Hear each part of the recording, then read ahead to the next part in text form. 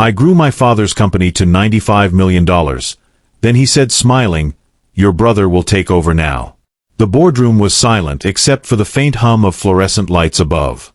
I sat at the head of the table, my hands resting on a polished mahogany surface that had been witness to countless decisions over decades.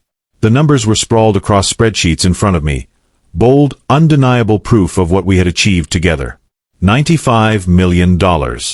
A figure so large it still made my chest tighten with pride and disbelief. It wasn't just money, it was validation. Validation of every sleepless night, every risk taken, every ounce of energy poured into this company since the day I first stepped foot inside its walls. My father stood near the window, his silhouette framed by the soft glow of late afternoon sunlight streaming through glass panes. His smile was warm, almost nostalgic, as if he were reminiscing about something far away from this moment. But when he spoke, his words hit like an unexpected storm. "Your brother will take over now," he said simply, his voice steady but laced with finality. For a split second, time seemed to freeze. My mind raced back to all those years ago, to the girl who once trailed behind her father, wide-eyed and eager, soaking up everything she could about the business. Back then, there had been no grand plans or ambitions beyond learning, no dreams of building empires or shattering ceilings. There had only been love, a deep-seated desire to make him proud. And I did. Or so I thought. It started long before I ever imagined myself running anything bigger than a lemonade stand. My father, Samuel Hartwell, built the company from scratch, a modest manufacturing outfit tucked away in a small industrial park. When I was young, he'd bring me along on Saturdays, letting me sit quietly in the corner of his office while he worked. I watched him negotiate deals, solve problems, and lead meetings with a calm authority that fascinated me. To me, he wasn't just a businessman. He was a hero. As I grew older, my fascination turned into admiration, and eventually, determination. While other kids spent their summers lounging by pools or chasing adventures, I begged to stay at the factory, helping wherever I could. At first, it was menial tasks, sorting invoices, filing paperwork, fetching coffee for employees twice my age. But even in those early days, I paid attention. I listened to conversations between managers, observed how decisions were made, and absorbed the intricacies of operations like a sponge. By the time I graduated college, the company had grown significantly under my father's leadership. Yet, despite its success, cracks began to show. The market was shifting rapidly, competition was fierce, and some of the older methods my father relied on were starting to falter. He knew it too, though he rarely admitted it aloud. That's when I stepped in, not because he asked, but because I saw an opportunity to help.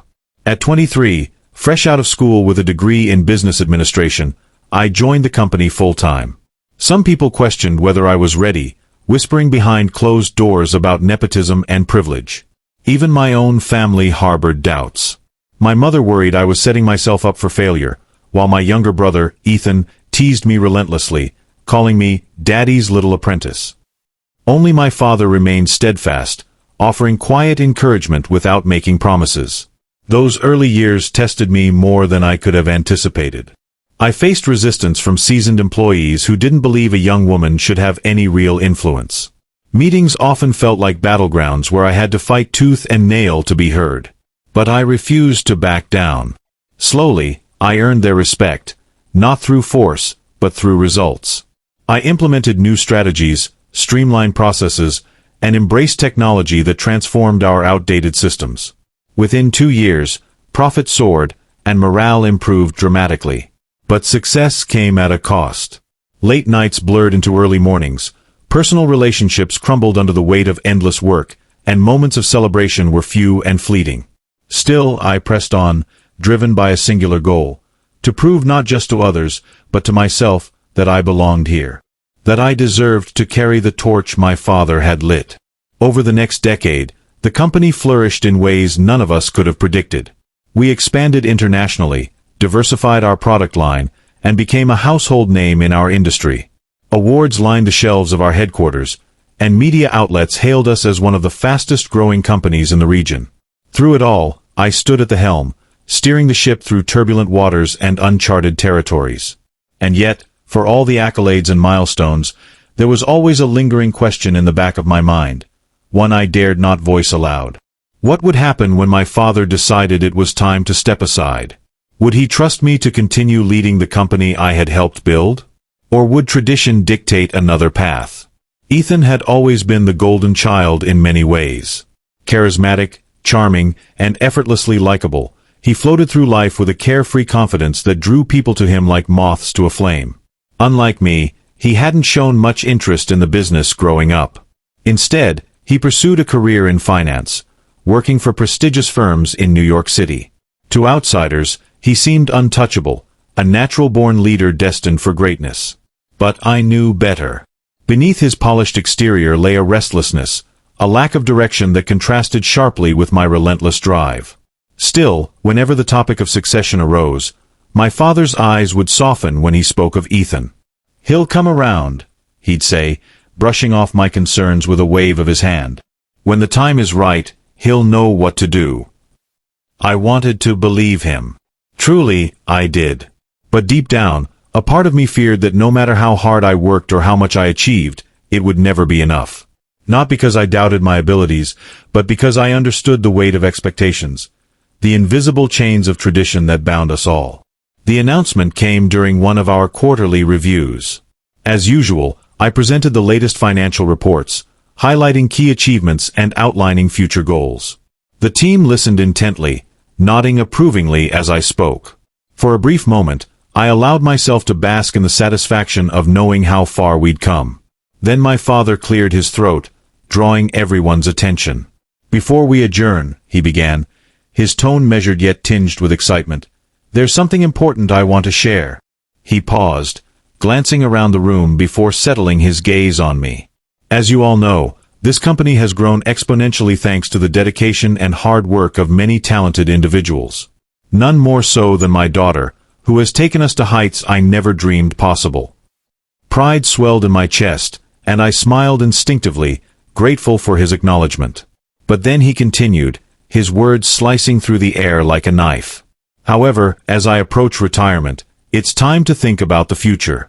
After much consideration, I've decided that Ethan will return to take over as CEO."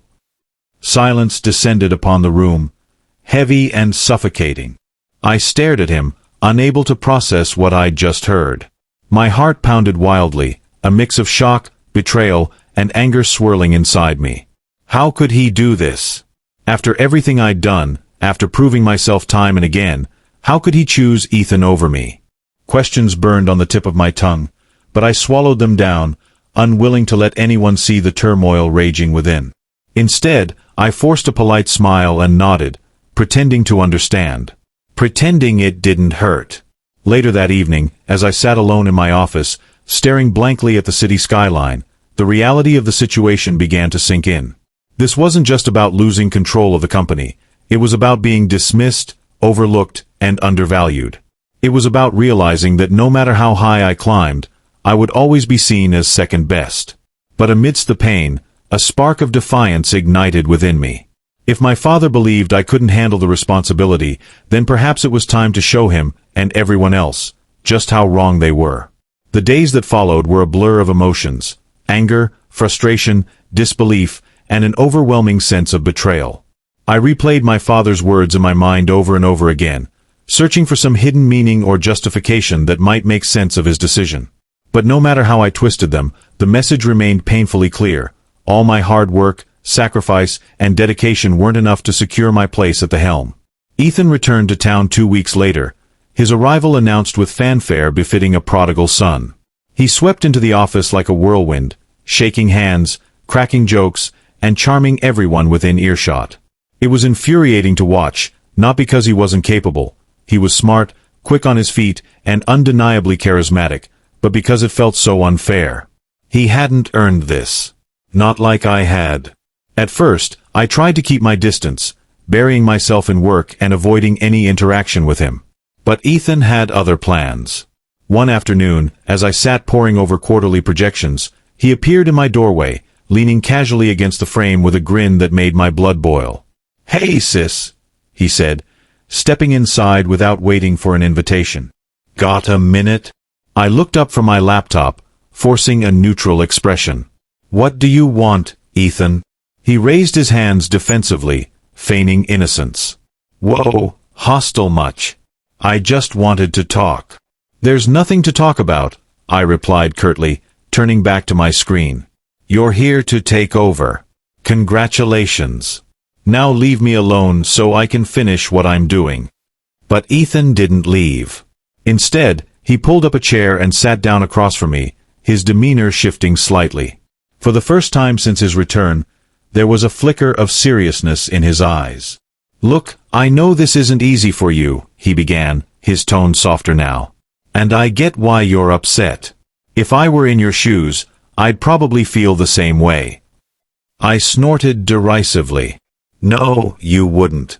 Because if you were in my shoes, you'd have spent the last 10 years busting your ass to build something from nothing. You wouldn't understand what it feels like to pour your soul into something only to have it handed off to someone else. Ethan flinched visibly, but he didn't argue.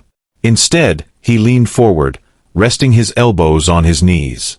Okay, fair point. I haven't done what you've done. And yeah, maybe Dad should have handled things differently. But here's the thing, you're still part of this company.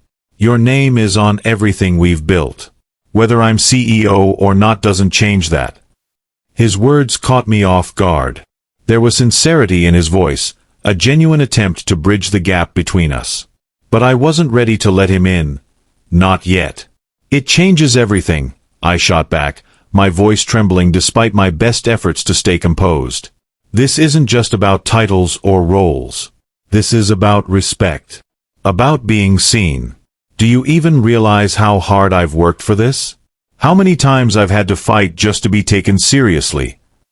Ethan sighed, running a hand through his hair. I can't pretend to know what that's like. But I also can't undo what's already been decided. All I can do is promise you one thing. I'm not here to screw things up. I don't want to step on your toes or undermine everything you've accomplished. I need you, whether you believe it or not. For a moment, we sat in silence, the weight of unspoken tension hanging heavily between us. Part of me wanted to lash out, to tell him exactly where he could shove his promises. But another part, a smaller, quieter part, wondered if maybe, just maybe, he meant what he said. Over the next few weeks, Ethan settled into his new role with surprising humility. He didn't come in guns blazing, demanding immediate changes or asserting dominance. Instead, he spent hours shadowing me, asking questions, and listening intently to feedback from employees at every level. At first, I assumed it was an act, a calculated move to win people over. But the more I observed him, the more I realized he genuinely cared about understanding the business before making any drastic decisions.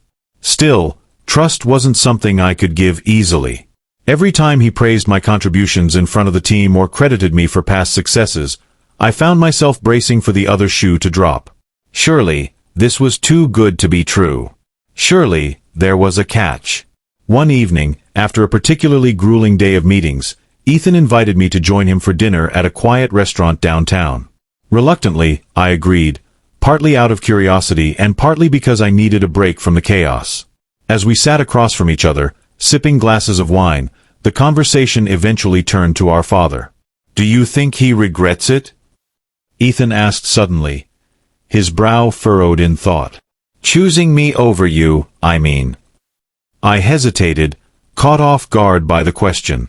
"I don't know," I admitted finally. "Maybe. Or maybe he thinks he's doing what's best for the company. Either way, it doesn't really matter now, does it?" Ethan nodded slowly, his gaze distant. "It matters to me. Because I don't want to be here under false pretenses. If I'm going to lead this company, I want it to be because I've earned it, not because Dad decided it was my turn." His words struck a chord deep within me. For the first time, I allowed myself to consider the possibility that Ethan might actually care about proving himself. Not just to me, but to everyone who doubted him. Maybe he wasn't the entitled golden child I'd always assumed him to be. "And what happens if you don't?" I challenged, leaning forward slightly. "What happens if you fail?" A faint smile tugged at the corners of his lips. "Then I guess we'll both have learned something valuable, won't we?" Despite myself, I chuckled softly. "You're ridiculous," You know that? Yeah, he said with a shrug. But hey, at least I'm entertaining. We laughed then, the sound breaking through the tension that had lingered between us for weeks. In that moment, I realized something important. While Ethan may have inherited the title of CEO, the company, and its future, still belonged to both of us. Together, we represented two halves of the same legacy, bound by blood, ambition, and the shared responsibility of carrying it forward. In the months that followed, Ethan and I forged an uneasy partnership. We clashed often, our differing approaches to leadership sparking heated debates and occasional blowouts. But beneath the surface, a fragile alliance began to form. Slowly, I started to see glimpses of the man Ethan truly was. Not the carefree charmer everyone else saw, but someone deeply committed to honoring the foundation I had built. Yet, even as we worked side by side, questions lingered in the back of my mind. Was this arrangement sustainable? Could we truly coexist without resentment festering beneath the surface? And most importantly, would I ever fully reconcile the hurt of being passed over? One crisp autumn morning, as I walked through the bustling halls of the factory, watching employees greet me with smiles and nods of respect, I felt a renewed sense of purpose. This company wasn't just a collection of numbers and products. It was a living, breathing entity shaped by the dreams and sacrifices of those who came before. My father had given me the tools to succeed. Ethan had brought fresh perspective and energy. But the real power lay in our ability to adapt, evolve, and grow together. As I stepped outside, the cool air brushing against my face, I glanced toward the horizon, where the sun was rising steadily above the city skyline. The road ahead was uncertain, fraught with challenges and unknowns. But for the first time in a long time, I felt ready to face whatever came next. Not as a victim of circumstance, but as a woman determined to carve her own path, no matter the obstacles. Little did I know, the greatest test of all was still waiting just around the corner. The calm before the storm is often deceiving, and that's exactly what it felt like in the weeks leading up to the company's annual shareholders meeting. On the surface, everything seemed to be running smoothly. Ethan had settled into his role as CEO with surprising competence, and our partnership, though still rocky at times, was beginning to show signs of stability. The board was pleased with our progress, employees were motivated, and profits continued to climb. But beneath the veneer of success, cracks were starting to form. Whispers began circulating among senior staff about disagreements between Ethan and me. Some accused him of overstepping boundaries. Others claimed I was undermining his authority. While neither of us paid much attention to the gossip initially, it became increasingly clear that tensions were simmering just below the surface, waiting for the right moment to boil over. Then came the email, a single line from an anonymous sender that read, "You think you're untouchable, but your secrets won't stay buried forever." I stared at the screen for a long time, my heart pounding in my chest. Secrets? What secrets? My mind raced through every decision I'd made, every deal I'd brokered, every risk I'd taken. Had I missed something? Made a mistake that could come back to haunt me? Before I could dwell on it further, another message popped up, an internal memo from Ethan addressed to all department heads. In it, he outlined sweeping changes to the company's organizational structure, including consolidating several key departments under new leadership. Most notably, he proposed merging my division, the one I had painstakingly built from scratch, with another team led by someone who had openly criticized my methods in the past. My blood ran cold. This wasn't just a restructuring. It was a power play. And it was aimed directly at me. When I confronted Ethan later that day, his office was eerily quiet, the blinds drawn shut against the late afternoon sun. He looked up from his desk, surprise flickering across his face when he saw the expression on mine. "What the hell is this?" I demanded, slamming the memo onto his desk. "Did you seriously think you could pull this off without talking to me first?" Ethan leaned back in his chair, his jaw tightening. "It's not personal, okay? It's about efficiency. We need to streamline operations if we're going to stay competitive." "Bullshit," I shot back, my voice rising. "This has nothing to do with efficiency and everything to do with control. You're trying to cut me out." "That's not true," he said, standing abruptly. "I'm trying to run a company. A company that Dad entrusted to me. If you can't handle that, maybe you should step aside." His words hit like a punch to the gut. For a moment, I couldn't breathe, couldn't think. All the anger, frustration, and betrayal I'd been suppressing came rushing to the surface. So that's how it is. I spat, my voice trembling with barely contained rage. You waltz in here, act like you care about working together, and then stab me in the back the first chance you get? Is this what Dad wanted? For us to tear each other apart? Ethan's expression faltered, guilt flashing briefly in his eyes. But he quickly masked it, his tone hardening. Don't make this about Dad. This is business. And if you can't separate your emotions from the job, then maybe you're not cut out for this after all. The room went silent except for the sound of my ragged breathing. I wanted to scream, to throw something, to unleash the storm raging inside me. But instead, I turned on my heel and walked out, slamming the door behind me. That night, sleep eluded me. I lay awake in bed, replaying the argument over and over again in my mind. Every word Ethan had said echoed like a cruel refrain, gnawing at my resolve. Was he right? Had I let my emotions cloud my judgment? Or was this exactly what he wanted, to push me to the brink so I'd self-destruct? As dawn broke, I made a decision. If Ethan thought he could break me, he was wrong. I would fight, not just for my position, but for everything I had worked so hard to build. And I would do it on my terms. The next morning, I arrived at the office early, determined to take back control. I called an emergency meeting with my team, laying out my concerns and rallying their support. Together, we devised a counterproposal to Ethan's restructuring plan, one that preserved the integrity of my division while addressing legitimate areas for improvement. By the end of the day, I had secured enough backing from key stakeholders to present a united front at the upcoming shareholders meeting. But as confident as I felt walking into that conference room, I couldn't shake the nagging feeling that something was off. The atmosphere was tense, charged with an unspoken anticipation. When Ethan entered, flanked by members of the board, his usual charm was replaced by an air of grim determination. "Thank you all for coming," he began, his voice steady but clipped. "As you know, we're here today to discuss the future direction of this company. Over the past few months, I've implemented several initiatives aimed at improving efficiency and driving growth. However, recent developments have raised questions about whether these efforts are being fully supported." He paused, his gaze locking onto mine. "Specifically, there have been allegations of misconduct regarding certain financial transactions initiated by senior management. These allegations, if proven true, could have serious implications for the company's reputation and legal standing." The room erupted into murmurs, shock rippling through the crowd. I froze, my stomach dropping as realization dawned. The anonymous email. The whispers. The restructuring plan. It all clicked into place. Ethan wasn't just trying to sideline me, he was setting me up to fail. As the meeting descended into chaos, I forced myself to remain calm. Whatever game Ethan was playing, I refused to let him win.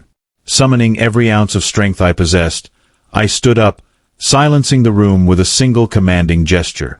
"If anyone has evidence of wrongdoing, I suggest they bring it forward now," I said, my voice ringing with authority. Because until then, these accusations are nothing more than baseless attempts to undermine my credibility. For a moment, no one spoke. Then, one by one, members of my team rose to their feet, voicing their support. Even some of Ethan's allies hesitated, visibly uncomfortable with the direction things were heading. Ethan watched silently, his confidence wavering for the first time.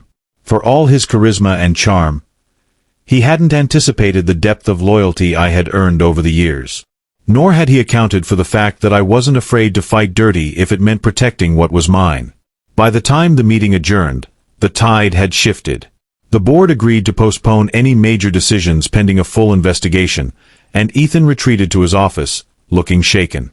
But as I sat alone later that evening, staring out at the city lights, I knew this battle was far from over. Ethan wouldn't give up easily, and neither would I. The question was, how far were either of us willing to go to claim victory? And more importantly, what would be left of us when it was all said and done? The days following the shareholders' meeting were a blur of tension and maneuvering. The investigation into the allegations dragged on, casting a shadow over the company and straining relationships at every level.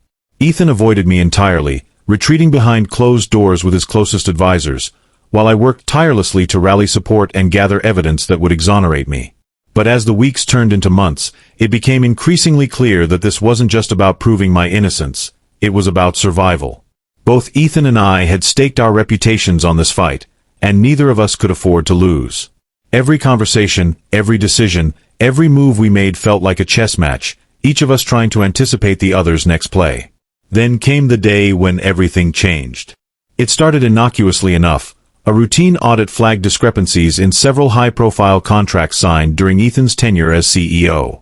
At first, they seemed minor, easily explained away as clerical errors or oversights.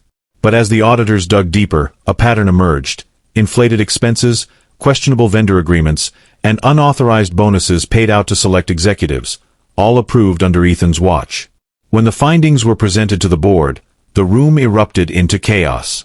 Ethan stood pale and speechless as accusations flew, his carefully constructed facade crumbling before our eyes.